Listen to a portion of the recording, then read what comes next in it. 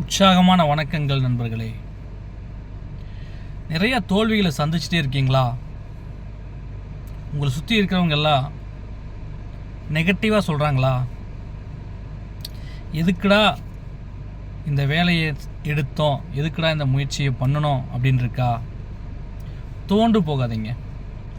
ஏற்கனவே எந்த விஷயத்தை நீங்கள் பண்ணி அதில் தோல்வியை சந்திச்சிங்களோ அதே விஷயத்த இந்த உலகத்தில் யாரோ ஒருத்தர் மிக சிறப்பாக செஞ்சிட்ருக்கார் அப்படிங்கிறது உண்மை. அதை நம்ம 2 பேருமே ஏற்றுக்கலாம். அப்போது வெற்றி பெற்ற அவருக்கும் தோல்வி அடைஞ்சிட்ருக்கிற நமக்கும் ஒரு வித்தியாசம் இருக்குது. ஒன்றும் இல்லைங்க. நீங்கள் எத்தனை தடவை இப்போ முயற்சி பண்ணியிருக்கீங்களோ அதை விட இன்னும் பல மடங்கு அவர் முயற்சி பண்ணியிருக்கார்.